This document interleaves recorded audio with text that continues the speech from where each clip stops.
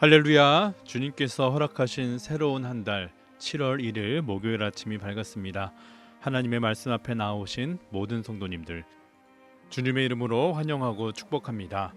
많은 분들께서 생명의 삶 순서에 따라 말씀을 함께 묵상하고 있는 줄 알고 있습니다. 한 공동체가 말씀을 함께 읽고 묵상하고 나눈다고 하는 것이 얼마나 귀하고 주님 보시기에 아름다운 일인지 모릅니다. 갈보리 교회는 생명의 삶 묵상을 적극 권장하고 있습니다. 속회도 생명의 삶으로 하고 매일 아침 현장에서도 또한 온라인에서도 이 말씀을 함께 묵상합니다. 우리의 삶이 또한 가정이 주님의 교회가 한 말씀 위에 세워져서 하나된 영성으로 주님 앞에 선다면 주님께서 우리에게 맡겨주신 사명들 잘 감당할 수 있다고 믿습니다. 오늘도 그러한 마음으로 주님 앞에 나아가길 원합니다. 다 같이 조용한 기도 함께 드리시겠습니다.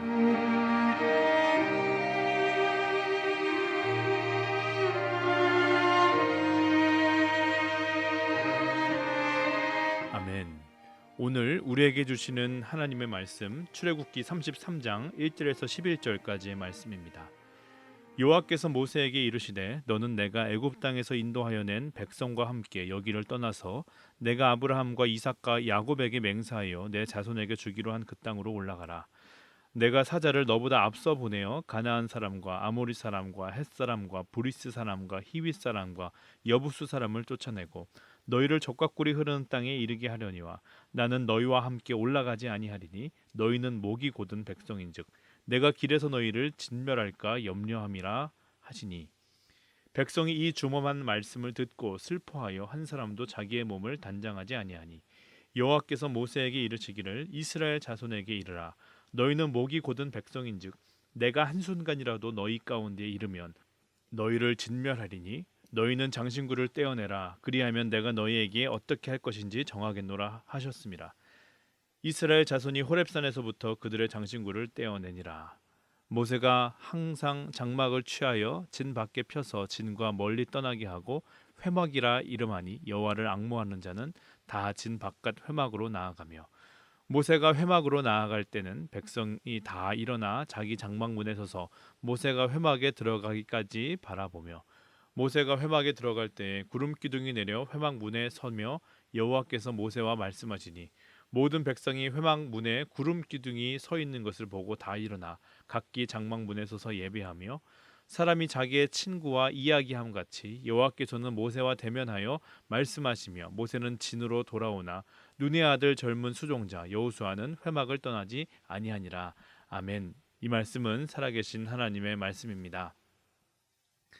모세가 시내산에서 하나님과 대면하고 있을 때 백성들은 산 아래에서 금송아지를 만들고 이방신을 섬기면서 광란의 축제를 벌이고 있었습니다.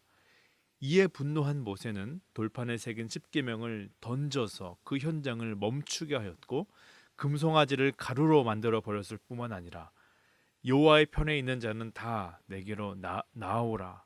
그래서 충성된 자들을 모으셔서 그 질서가 무너져 있는 그 군중들 소요 사태가 일어나고 있는 그 현장을 정리하게 합니다. 그리고 다음 날이 되었습니다.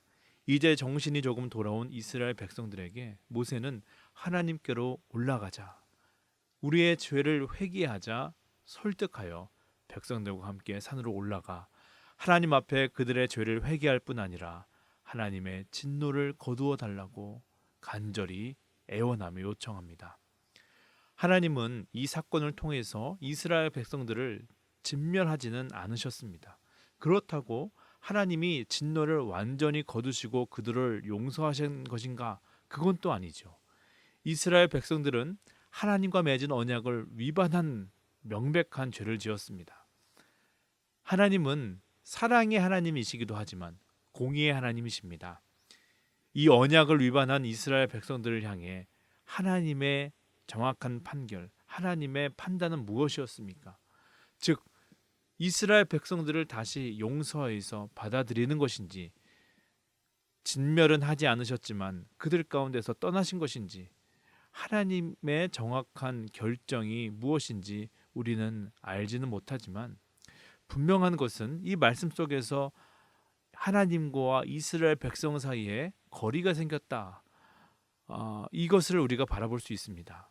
오늘 본문 1절을 보면 하나님은 이스라엘 백성들을 나의 백성이라고 부르지 않고 모세, 내가 애굽 땅에서 인도하여 낸 백성이라고 말씀합니다.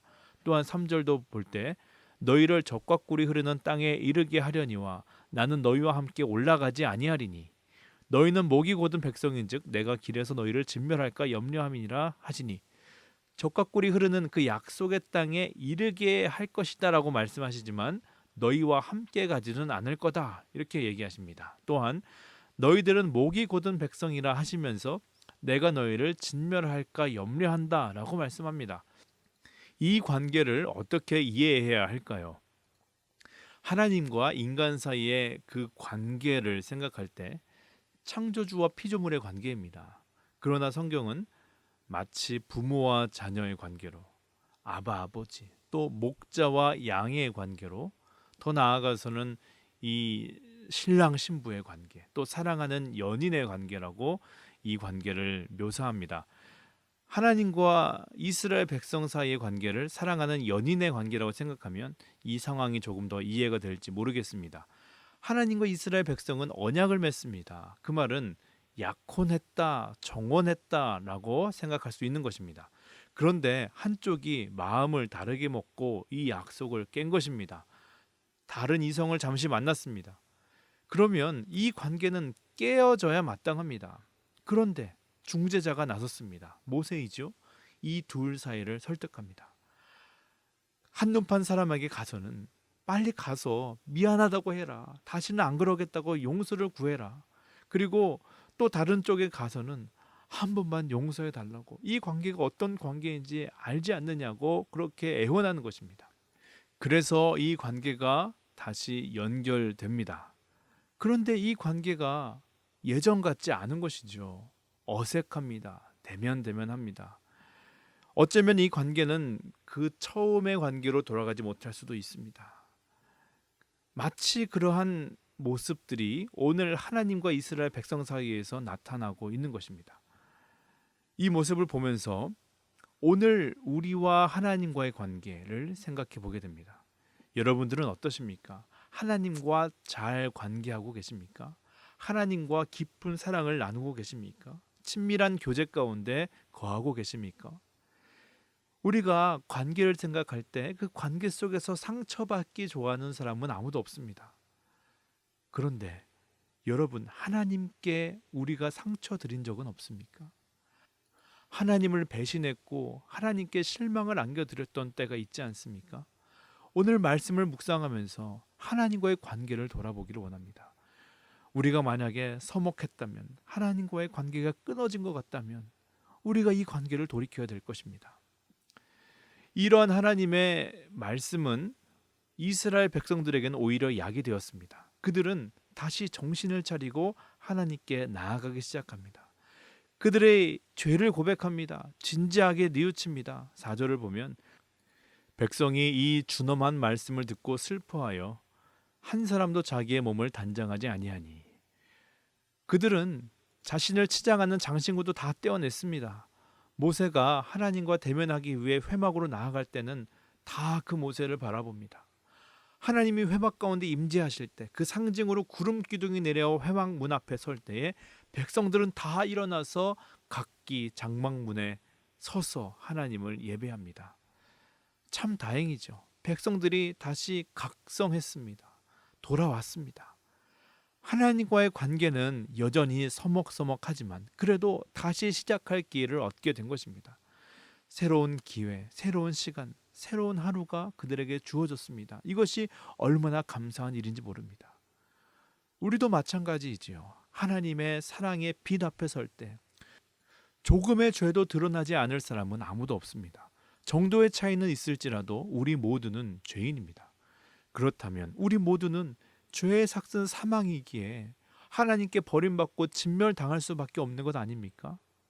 그러나 주님은 그렇게 하지 않으셨습니다. 주님은 전심으로 뉘우치고 돌이키는 자들을 버려두지 않으셨고 애통하는 자들을 위로하시고 찾아가셨습니다. 그리고는 이전 것은 지나갔노라 말씀하시면서 보라 새 것이 되었도다. 그 회개하고 돌아오는 자들에게 새로운 기회를 주시는 것입니다. 여러분들은 오늘 본문의 말씀을 어떻게 바라보십니까? 이 말씀을 어떻게 우리 삶 속에 적용할 수 있습니까? 저는 이스라엘 백성들이 하룻밤 사이에 완전히 달라진 이러한 모습을 보면서 이런 생각을 해봅니다. 아니, 그렇게 금방 돌이킬 거면서 그들은 왜 그렇게 어리석은 생각과 결정을 한 것인가? 물론 그들의 그 백성들의 마음을 악한 영이 장악을 한 것입니다. 그러면 그 대적자들에게 마음을 빼앗긴 이유는 무엇입니까? 그것은 두려움 아닙니까? 염려함 아닙니까? 모세가 시내산에서 40주일을 하나님과 대면하게 될 때 백성들은 아론에게 나와 새로운 신을 만들어 달라고 요구합니다. 그런데 그 이유가 무엇인가? 출애굽기 32장 1절 우리가 이미 보았습니다. 주님의 말씀이 없는 것이 아니라 보지 못한 것. 그들은 이렇게 이야기합니다.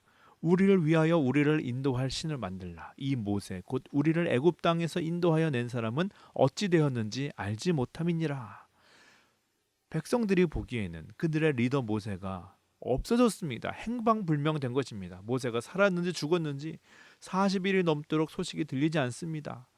그들은 불안했습니다. 두려웠습니다. 이제 어떻게 해야 되는가? 계속 여기 머물러야 되는지 아니면 모세 없이 또 나아가야 되는지 어떻게 해야 되는지, 그래서 아론에게 나아가서 새로운 신을 만들어 달라고 요구하게 된 것이죠. 저희 첫째 아이가 두발 자전거를 이제 타려고 저랑 이렇게 연습을 했습니다. 그런데 이 자전거 연습하는 게 여간 어려운 것이 아닙니다. 제 아이도 힘들지만 저도 힘듭니다. 자전거가 쓰러지지 않도록 그 붙들고 뒤에서 뛰는데 어떻게 가르쳐주는 아빠가 더 힘듭니까? 가장 가르치기 힘든 것이 페달을 굴리는 것도 브레이크 잡는 것도 아닙니다. 경험해 보신 분들은 아실지 모르겠지만 자전거가 넘어지려고 할 때 넘어지지 않는 방법이 뭡니까? 넘어지는 쪽으로 핸들을 돌려야 합니다. 그러면 신기하게 균형이 다시 맞춰집니다. 이것을 몇 번 경험하면 익숙해지고 편해지고 자연스러워집니다. 그러나 처음 자전거 타는 아이는 이해가 되지 않는 것입니다. 자전거가 왼쪽으로 기울는데 핸들을 오른쪽으로 돌려야지 어떻게 왼쪽으로 돌리는가? 그 용기가 나지 않는 것이죠. 그래서 자꾸 넘어집니다. 이 원리는 하나님과의 관계에서도 동일하게 적용됩니다. 우리의 삶이 언제나 똑바로 가지 않습니다. 왼쪽으로 기울기도 합니다. 오른쪽으로 기울기도 합니다. 그러면 얼마나 두렵고 불안한지 모릅니다. 그때마다 나의 생각은 반대로 돌려야 될 것 같습니다. 그것이 더 안전할 것 같습니다. 그러나 하나님의 원리는 정반대입니다. 어려울 때일수록, 위기의 때일수록 흔들리고 넘어질 것 같은 그 순간에 우리의 생각과 판단을 내려놓고 하나님께 방향을 돌리시기를 원하십니다. 그러면 넘어지지 않습니다. 다시 균형을 잡을 수 있습니다. 그런데 그렇게 하는 것이 얼마나 어려운지 모릅니다. 나의 의지가 아니라 하나님의 인도하심에 온전히 맡겨야 하는 일이기 때문입니다. 이스라엘 백성들은 두려움과 걱정 속에서 자신들의 생각과 판단대로 핸들을 꺾은 것입니다. 그렇게 하는 것이 사는 길이라, 옳은 길이라 여긴 것입니다. 그런데 그것은 완전히 틀린 생각이었습니다. 결국 그들은 넘어졌습니다. 그러나 하나님의 은혜는 그들에게 새로운 기회를 허락하셨습니다. 또 다른 시작을 허락하셨습니다. 또 새로운 하루를 맞게 하셨습니다. 우리도 마찬가지입니다. 우리도 그 은혜로 살아가는 자들 아닙니까? 그리고 오늘 이 하루가 바로 그러한 하루입니다. 고린도후서 4장 16절 그러므로 우리가 낙심하지 아니하노니 우리의 겉사람은 낡아지나 우리의 속사람은 날로 새로워지도다. 오늘도 우리를 새롭게 하시는 주님과 깊은 사랑의 관계로, 친밀함의 관계로 나아가게 되시는 저와 여러분 되시기를 간절히 소원합니다. 주기도문 하시겠습니다. 하늘에 계신 우리 아버지여, 이름이 거룩히 여김을 받으시오며 나라의 임하옵시며 뜻이 하늘에서 이루어진 것 같이 땅에서도 이루어지이다. 오늘날 우리에게 일용할 양식을 주옵시고 우리가 우리에게 죄 지은 자를 사하여 준 것 같이 우리의 죄를 사하여 주옵시고 우리를 시험에 들게 하지 마옵시며 다만 악에서 구하옵소서. 대개 나라와 권세와 영광이 아버지께 영원히 있사옵나이다. 아멘. 오늘 이렇게 함께 기도하길 원합니다. 주님, 주님과의 관계를 돌아봅니다. 주님에게 많은 실망을 드렸습니다. 많은 걱정을 드렸습니다. 주님께 많은 상처를 드렸습니다. 주님, 돌이키기를 원합니다. 이제 주님 손에 못 박는 일들을 멈추게 하여 주시옵소서. 오직 주님만 바라보고 주님만 사랑하며 살게 하여 주시옵소서. 또 한 가지 기도할 때, 주님, 우리에게도 많은 걱정과 염려가 있습니다. 나의 힘으로 그것들 감당할 수 없습니다. 그러나 우리의 연약함과 우리의 어리석음은 여전히 그것들을 움켜쥐고 살았습니다. 그래서 우리의 멋대로 핸들을 꺾었습니다. 그래서 넘어지고 깨지고 균형을 잃은 채 살아왔음을 고백합니다. 주님, 이제 주님께 맡기기를 원합니다. 나의 생각은 그렇게 동의가 되지 않지만 주님의 말씀 의지하여 나아가길 원합니다. 그것이 믿음 아닙니까? 그렇게 믿음을 가지고 용기를 가지고 살아갈 수 있도록 주여 인도하여 주시옵소서. 우리 이런 기도의 제목으로 함께 나아가겠습니다. 기도하시겠습니다.